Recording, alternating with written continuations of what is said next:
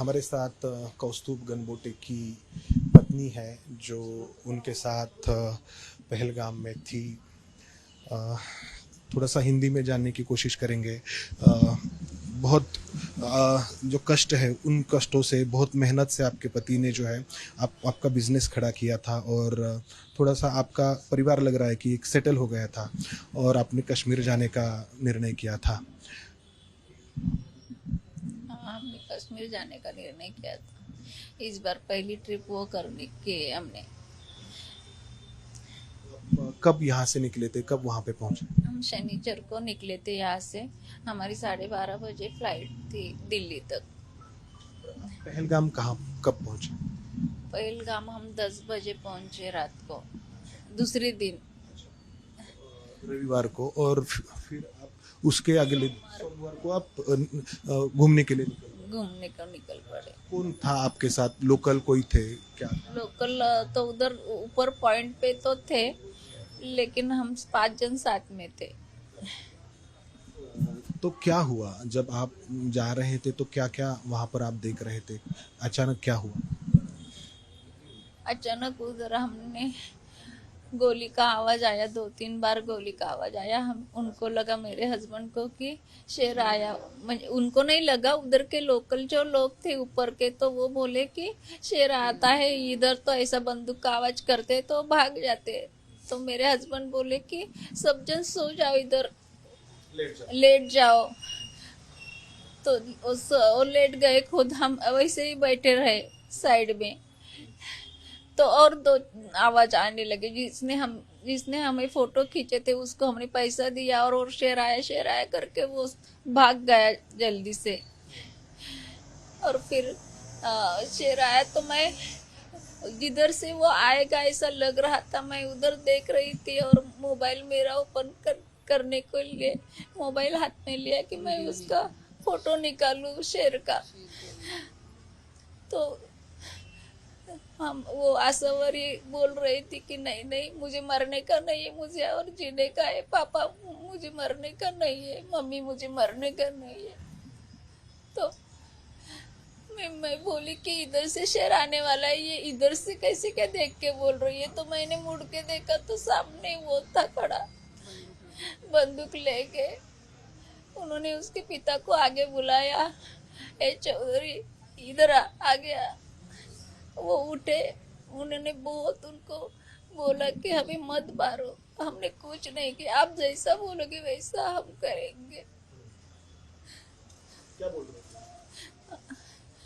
वो बोल रहा था हमारे बारे में।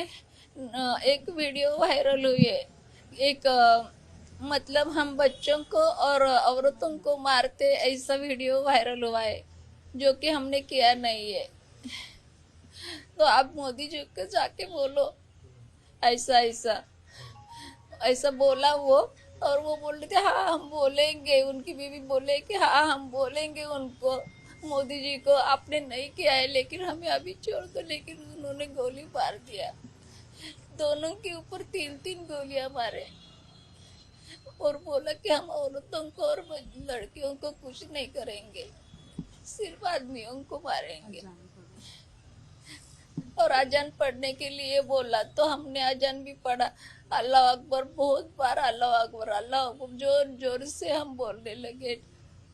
माथे पर की टिकलियां निकाल दी तुरंत।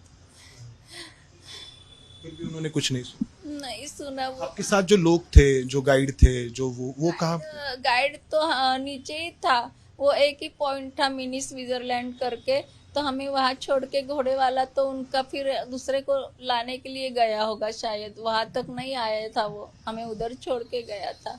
फोटो वाला भी पैसा लेके तुरंत भाग गया, बंदूक की आवाज आई तो। आपको नीचे कैसे लाया गया? कौन?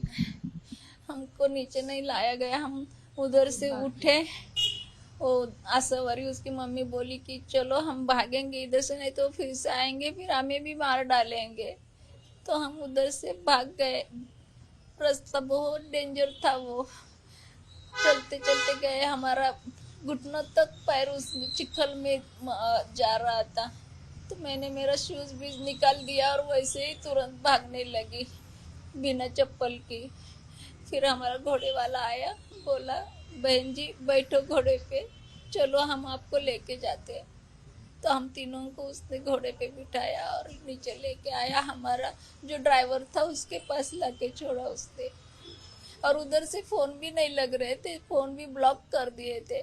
मेरे हस्बैंड के खिस्से में उनका फ़ोन था, वहाँ का कार्ड हमने लिया था, एक ही ने उन्होंने ही लिया था सिर्फ। और मैंने उनके खिस्से में से कैसे तो भी वो मोबाइल निकाला हिम्मत करके, नहीं तो मैं किसी से कांटेक्ट नहीं कर पाती।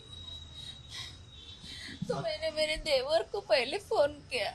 मेरा देवर पिंपरी चिंचवड में रहता है।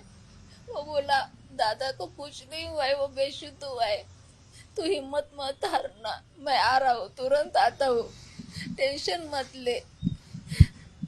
तो वो मेरे बहू के पिताजी और मेरे कुणाल लड़का शाम को तुरंत बैठ गए प्लेन में और दूसरे दिन सुबह सुबह आ गए वहाँ।